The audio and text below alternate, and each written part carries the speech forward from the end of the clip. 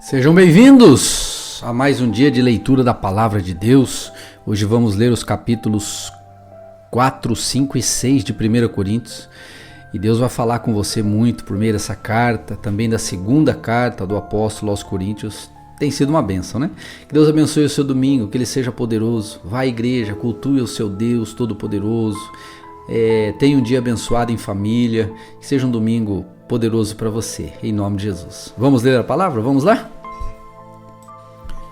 1 Coríntios capítulo 4. Portanto, devemos ser considerados simples servos de Cristo, encarregados de explicar os mistérios de Deus. De um encarregado espera-se que seja fiel. Quanto a mim, pouco importa como sou avaliado por vocês ou por qualquer autoridade humana. Na verdade, nem minha própria avaliação é importante.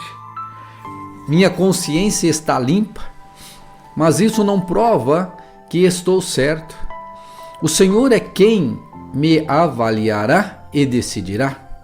Portanto, não julguem ninguém antes do tempo, antes que o Senhor volte, pois Ele trará à luz nossos segredos mais obscuros, revelará nossas intenções mais íntimas.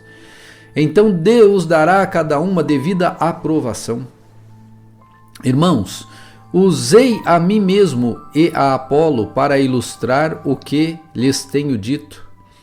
Se aprenderem a não ir além daquilo que está escrito, não se orgulharão de um à custa de outro. Pois que direito vocês têm de julgar desse modo?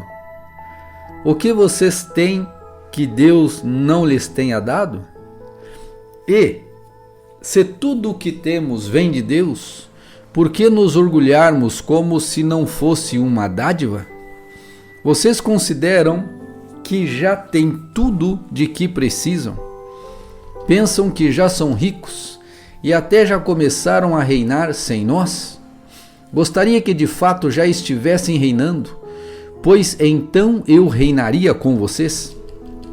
Por vezes, me parece que Deus colocou a nós, os apóstolos, em último lugar, como condenados à morte.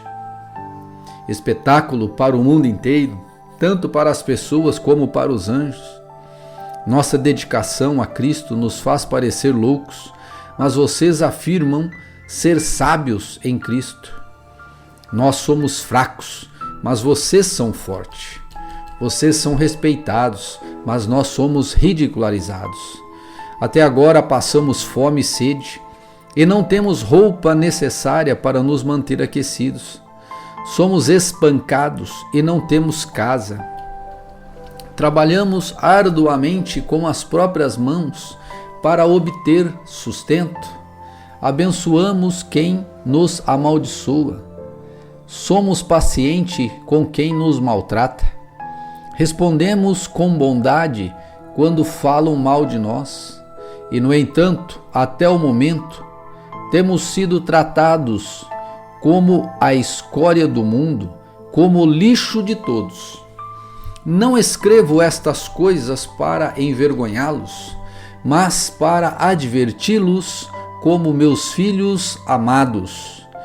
Pois, ainda que tivessem 10.000 mestres em Cristo, vocês não têm muitos pais, pois eu me tornei seu pai espiritual em Cristo Jesus por meio das boas novas que lhes anunciei.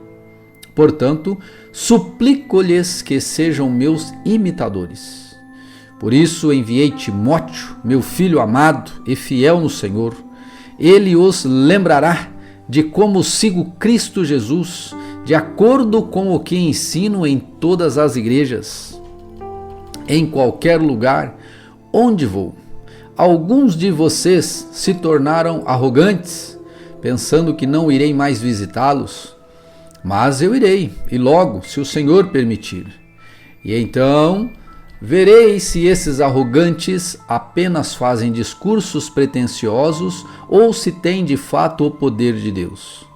Pois o reino de Deus não consiste apenas em palavras, mas em poder. O que vocês escolhem? Devo ir com vara para castigá-los ou com amor e espírito de mansidão? 1 Coríntios capítulo 5. Comenta-se por toda parte que há imoralidade sexual em seu meio, imoralidade que nem mesmo os pagãos praticam. Soube de um homem entre vocês que mantém relações sexuais com a própria madrastra. Como podem se orgulhar disso? Deveriam lamentar-se e excluir de sua comunhão o homem que cometeu tamanha ofensa? Embora eu não seja com vocês, ou embora eu não esteja com vocês em pessoa, estou presente em espírito, e como se estivesse aí, já condenei esse homem em nome do Senhor Jesus. Convoquem uma reunião. Estarei com vocês em meu espírito, e o poder do nosso Jesus também estará presente. Entreguem esse homem a Satanás, para que o corpo seja punido e o espírito seja salvo no dia do Senhor. Não é nada bom se orgulharem disso. Não percebem que esse pecado é como um pouco de fermento que leveda toda a massa? Livrem-se do fermento velho para que sejam massa nova, sem fermento, o que de fato são. Cristo, nosso Cordeiro Pascal, foi sacrificado. Por isso, celebremos a festa não com o velho pão fermentado com maldade e perversidade, mas com o novo pão da sinceridade e da verdade, sem nenhum fermento. Quando lhes escrevi antes, disse que não deviam se associar com pessoas que se entregam à imoralidade sexual. Com isso, porém, não me referia a descrentes que vivem em imoralidade sexual, ou são avarentos, ou exploram uns aos outros, ou adoram ídolos. Vocês teriam de sair deste mundo para evitar pessoas desse tipo. O que eu queria dizer era que vocês não devem se associar a alguém que afirma ser irmão, mas vive em imoralidade sexual. Ou é avarento, ou adora ídolos, ou insulta as pessoas, ou é bêbado, ou explora os outros. Nem ao menos comam com gente assim. Não cabe a mim julgar os de fora, mas certamente cabe a vocês julgar os que estão dentro. Deus julgará os de fora, portanto eliminem o mal do meio de vocês. 1 Coríntios capítulo 6.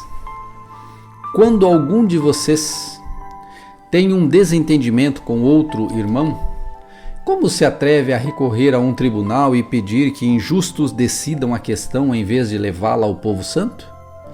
Vocês não sabem que um dia nós, os santos, julgaremos o mundo? E uma vez que vocês julgarão o mundo, acaso não são capazes de decidir entre vocês nem mesmo essas pequenas coisas? Não sabem que julgaremos os anjos? Que dizer então dos desentendimentos corriqueiros desta vida? Se vocês têm conflitos legais, por que levá-los para fora da igreja a juízes que não fazem parte dela? Digo isso para envergonhá-los. Ninguém entre vocês tem sabedoria suficiente para resolver essas questões. Em vez disso, um irmão processa outro irmão diante dos descrentes. O simples fato de terem estas ações judiciais entre si já é uma derrota para vocês. Por que não aceitar a injustiça sofrida? Por que não arcar com o prejuízo? Em vez disso, vocês mesmos cometem injustiças e causam prejuízos até contra os próprios irmãos. Vocês não sabem que os injustos não herdarão o reino de Deus? Não se enganem. Aqueles que se envolvem em imoralidade sexual, adoram ídolos, cometem adultério, se entregam a práticas homossexuais, são ladrões, avarentos, bêbados, insultam as pessoas ou exploram os outros, não herdarão o reino de Deus?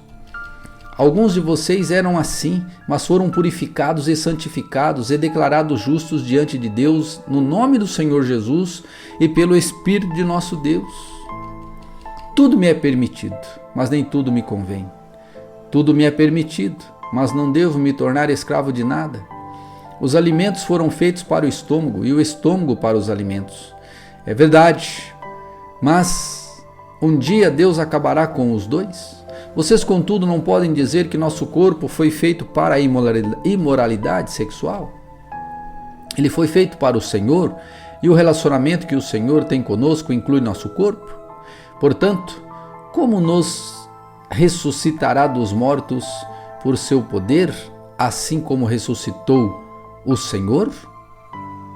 Portanto, Deus nos ressuscitará dos mortos por seu poder, assim como ressuscitou o Senhor. Vocês não sabem que seu corpo é, na realidade, membro de Cristo? Acaso um homem deve se tornar e tomar seu corpo, que faz parte de Cristo, e uni-lo a uma prostituta? De maneira nenhuma. E vocês não sabem que se um homem se une a uma prostituta, ele se torna um só corpo com ela? Pois as Escrituras dizem: os dois se tornam um só. Mas a pessoa que se une ao Senhor tem com ele uma união de espírito. Fujam da imoralidade sexual. Nenhum outro pecado afeta o corpo como esse, pois a imoralidade sexual é um pecado contra o próprio corpo. Vocês não sabem que seu corpo é templo do Espírito Santo, que habita em vocês e lhes foi dado por Deus? Vocês não pertencem a si mesmos, pois foram comprados por alto preço. Portanto, honrem a Deus com seu corpo.